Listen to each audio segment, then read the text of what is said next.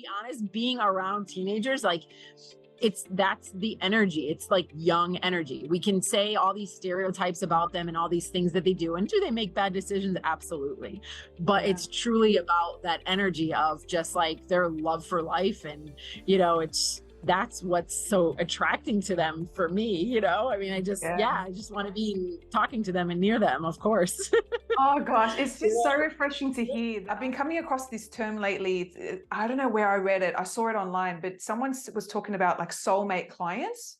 And I was like, wow, that's actually a really beautiful term. Like I've never really come across that before. Obviously, my messaging has shifted over the last few months too. And I'm like, wow, that really landed. And I've started to actually, reflect on that. What does that look like? What does it feel like? Who does that look like too? And thankfully, I must say, like, if we were to have soulmate clients, I would say you're definitely up there because we're just so much in alignment. Totally. It's beautiful. I'd love to know from your end, like, what really kind of attracted you to either myself, Teen Coach Academy, the collective. Talk me through that because I definitely feel it. Yeah. Yeah. So I agree. One, I love that you're like using the word aligned a lot lately because it makes a whole lot of sense. It's definitely, when I found you, I had just gotten a Facebook a few months before. So I didn't really know how I'm just learning how groups work. I didn't know all that kind of stuff. But I definitely was, just like it popped up. I think you might've messaged me and I was like, what is this? And then I kind of looked into it a little bit more, partially because it was really good timing. So I had just had a business coach who was really good, but I think I wasn't far along enough in my business to really like appreciate all of it. Like she gave me a lot, but I didn't know how to digest it. So, and I couldn't keep up with everything. So she wasn't bad, but it was like, I needed just a little more hand holding at the beginning to kind of, and then I saw you and I was like a teacher, like I started like looking at it a little, then I was in the group, I think. And I was like, oh, truly, I thought I created teen coaching. And then I was like, okay, I didn't, this lady did. But then I was like, so, okay, it wasn't my idea. Shoot.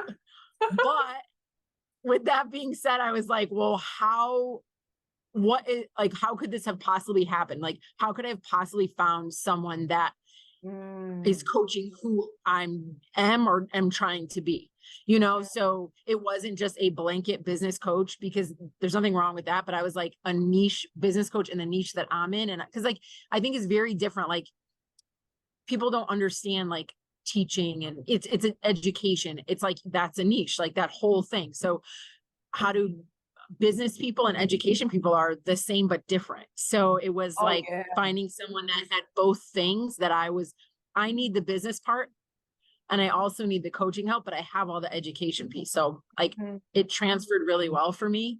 And now, I'm totally in alignment. Love it. Well, music to my ears, of course. I'm totally going to be unapologetic about that. But I do love how you do come from an educational background, even though you don't need it as a coach. I find that it's just something that we have deep appreciation for.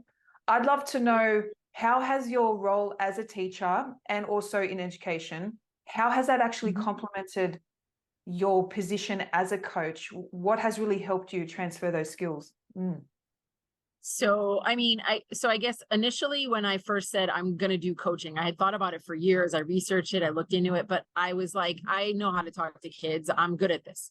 So one, I realized, yes, I'm very good at building relationships. I'm very good at talking to kids. I'm there for them, but and I'm working on the skill of coaching them. So yes, it's different, but being that I had like other educational skills with kids, it was I don't want to say easy transfer, but like part of it I already have, like the rapport, like I can talk to the kids, and now it's just learning like better questioning, the sequence and all of that. So I think it transferred really well. But I think definitely I had to like humble myself with the actual questioning, so you get, and I've been doing education for 20 years. So you get into habits of how you respond and how you say things. And I use why all the time, you know? So I think it's a really good marrying of and to be honest with going into this year with my teachers that I'm presenting to at the beginning of the school year, I'm presenting to them about motivation and the achievement gap and engagement. And what I'm doing is I'm infusing the coaching, you know, like I'm giving them like half a dozen coaching questions, or, you know, putting coaching, hopefully to push coaching into their classroom. No, are they going to break down limiting beliefs in the middle of their lesson? No, I don't expect them to go that far. Maybe they do, but is there something they could do to talk to the kid after class? Is there a way they can talk to them on the side? So it 100% is, I mean, the reason why kids don't achieve is partially skill, but it's a lot of internal, the way they think about themselves. So it's perfect. Of course, I love how you're embedding it already into your job, like as an assistant principal in the school, and then also building your own thing outside of school as well. You mentioned that practitioner, and I'll never forget this. Well, firstly, your reaction to your award was probably one of our favorite moments at the event. But when it comes still so excited. I can't wait to get it. Can you send it? Yeah, Can you send it? I'll send you Australian stamps and write you. We'll be pen pals and write you a letter. And so I'll come pick it up if you want. Just fly over to Australia. Why not? When it comes to the coaching frameworks, you mentioned how you've actually used them for yourself. Like you've learned to coach yourself through your own limiting beliefs. Talk me more about that, because I love that. Yeah. So like historically, as a teen, even an adult, you know, it's like, you have an uncomfortable feeling. You don't like the way something goes. I'm talking about myself, you know, and right away it's like, call this friend, call your mom, call somebody and chit chat about it, you know, and then you're just like, wait a minute, you just keep talking about this problem or thing. And there's nothing wrong with talking about your problems. Obviously you need to work through them, but is there a way that I could really like dig down myself before sharing it with anyone else, or just kind of like, do I really need to react that way? Is this really that important? And then use the frameworks, whether it's the physical coaching questions, or it's any of the activities too. Sometimes, you know, like I'm bummed. I'm like, man. So I go into the grateful activities and I say, stop it, you know, and I make myself like literally write. I don't just flip through them. I make myself like write them down in my notebook. And then if it doesn't work on one activity, I go to another activity. So it's almost like, you know, conditioning your brain to change and doing it yourself. So would I love to just call you up and say, Lanita, coach me through this? Of course, like that would be the easiest. And like, but that's not how the world works. Like everyone's living their life. So if I feel like if I can coach myself the best I can coach myself, and if I've tried to coach myself through it and I can't get through it, then I reach out, you know? So, and that's what you would hope a kid would do, you know, because kids keep a lot in. And then they react and they get into a fight or they argue or whatever it might be. And then maybe there's a way they can use one or two, even just one or two questions when they start feeling themselves getting anxious or having negative emotions, you know? So I figure like, yeah, for me and having to balance, even as an adult, like I'm not 100% perfect at life, obviously. So yeah, coaching myself through it is really big for me. Love it. You know, narrative around soulmate clients. We want teenagers, we want parents, we want teen coaches who are self-led, you know, and they really can make those decisions. And of course, you don't want to bottle up and not ask for help and guidance. But the way we want to design our world is for you to trust yourself enough to run this on your own, you know, especially one day, and not be so reliant. I think there's a lot of gurus who make you feel like you need them. And if you're not with them, you will fail. And so with us, it's like you'll win regardless whether you're in my world or not. You just happen to want to win with me. And that's something that I just really love, so we can do life together. I want to take you back to that conversation we had. It made me laugh. And I told you this the other day when I saw this on the street and I thought of you. When you see teenagers, what's the feeling you get? Like, it's been summer holidays for you in the States. Talk me through what happens when you see kids. Yeah. So I saw some today actually, and at school some of my kids started coming in because we have parking, so they have to senior parking. It's like a privilege, this whole thing. And right away it's like, you know, I throw all my work to the side and I need to go talk to them. and they don't even want to talk to me. They're like, not even, they're doing their own thing, you know? So right away, it's just like automatic, like excitement, you know, just what are they thinking? What are they doing? What do they do this summer? Where are they going? You know, like, you know, and so yeah, as soon as I see them, like we had spoke about in the mall, like stalking them, you know, like I say, I gotta stop. I gotta like, I'm like, you gotta stop doing this. So you're gonna, you know, and just kind of wanting to just be, but to be honest, being around teenagers, like that's the energy. It's like young energy. We can say all these stereotypes about them and all these things that they do. And do they make bad decisions? Absolutely. But it's truly about that energy of just like their love for life. And, you know, that's what's so attracting to them for me, you know. I mean, I just want to be talking to them and near them, of course. Oh gosh, it's just so refreshing to hear that. I love that. I just love what you said about the young energy. And I guess it's always surprising to them. A lot of teenagers don't realize maybe that there's adults like you and I who absolutely love being in their circle. And now I'll fast forward into your coaching. Talk me through your coaching sessions. You know, what have you been helping teenagers with, and what type of impact have you been witnessing with both the parents and the kids you support? Yeah, so I've actually been coaching some kids that you typically don't think. I still almost go, do they really need coaching? You know, because they're not getting bad grades, they're not in trouble, they're good. But it's honestly like the feedback I've been getting from parents is like how they've kind of upgraded.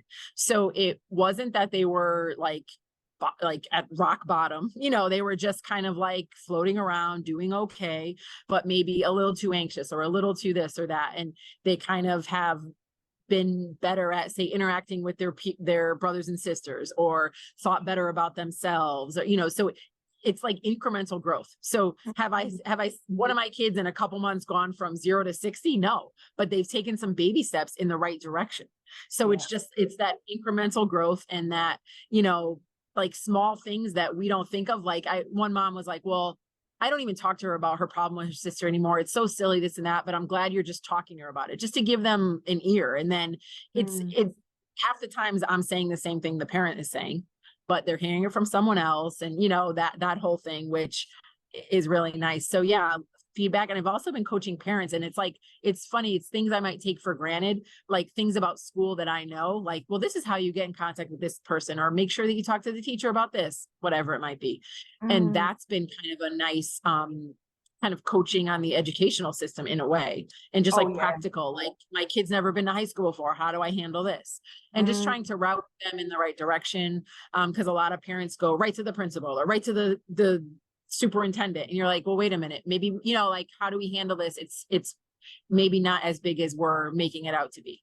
And just help them through those kind of things. So it's like a little bit of coaching and a little bit of like educational coaching too.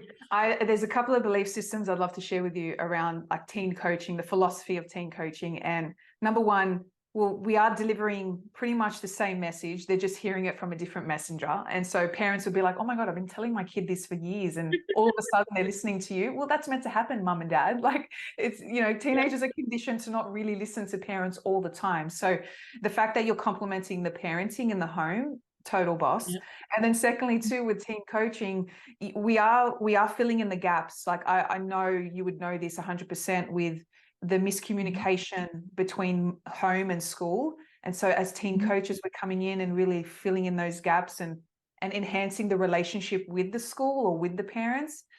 It takes a lot of load off as well from teachers. Well, around what are you loving the most about your coaching? What's your favorite element with this whole dynamic and relationships that you're building?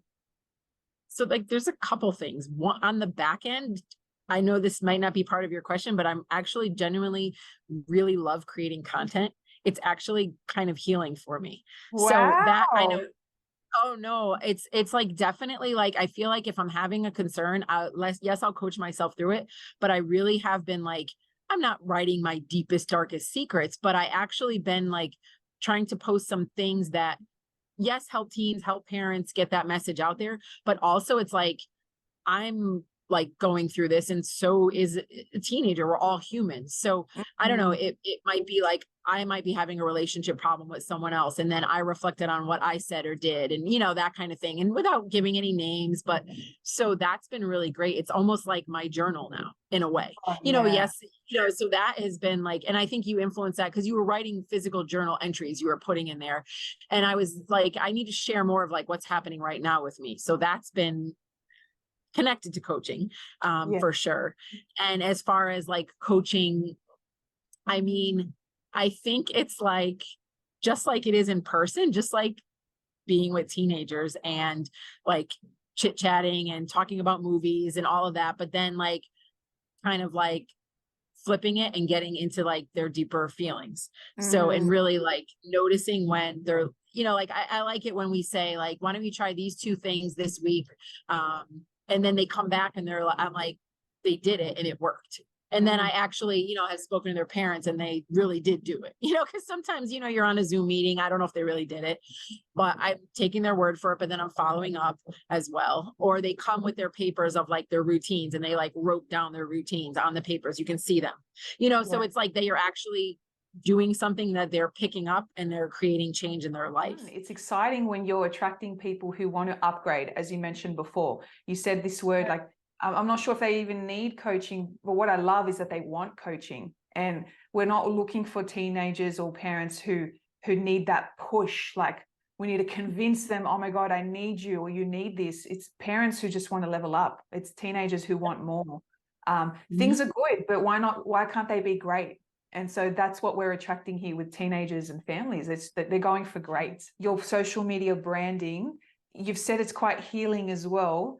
What have you, I love that, because, I show up in that way too. Vulnerability has a place, and you want branding to be an extension of who you are. Where did you have any resistance with social media in the beginning or with anything else? And how did you work through that resistance? I think in the very beginning, so like a year ago, I got actual social media full blown. Like I never had Instagram or Facebook. Like I had told you, I had a LinkedIn, it was professional. I posted like if I won a certificate or award or something, it wasn't feelings or anything like that. Would connect for jobs and things like that. So at the beginning of social media, I posted like of maybe like quotes or really short posts about something. And because I didn't really know any different. I was just kind of like starting out. And then I actually had a business coach prior to you that I spoke about earlier. And the focus was really Instagram and Reels. And I don't know, I feel like I'm not necessarily put together with them, but people have been saying like, oh, I love your Reels. So I just started like doing them. Like, so I had a little bit of practice before I met you, but I definitely like was worried about like the way I talk. Did I say like, did I mess up anything? Are they looking at the background? Like all this silly stuff. And now I'm just kind of like, I have an idea, like let's film it. Exactly. And I think the biggest lessons we both have learned and continue to learn is the person that judges us the most is ourselves. For the majority of the masses don't care. They don't care how you speak and how you talk. And when they do care and they judge you, my belief system is, you know what, that person's just not my person. If they're going to judge me on my punctuation all the time, like my punctuation and grammar still isn't perfect.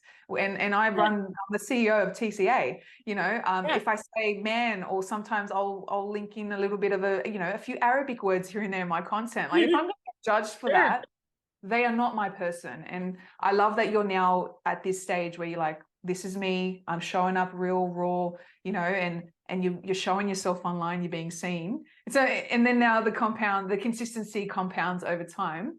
I'd love to know, and I want to bring you to Mastery, because I remember the conversations around when you did join Mastery, because we have, of course, we have different programs, like practitioner coach program is just one branch of TCA. And so that's where you started with us.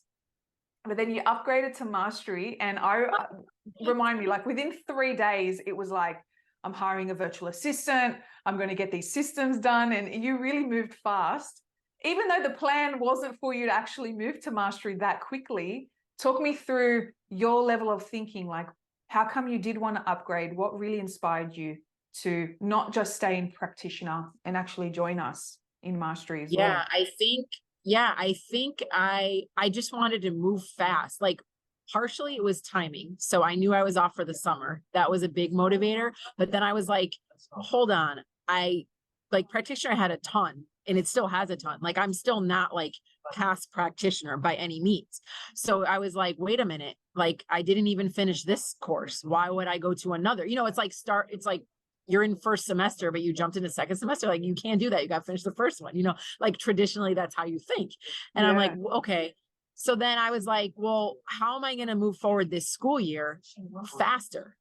And I didn't know it was to get a VA was part of it or maybe I did. I don't know if you had mentioned that or not, but it was like, I'm like, this has got to be where I've got to go to accelerate myself. I worried about the money for sure.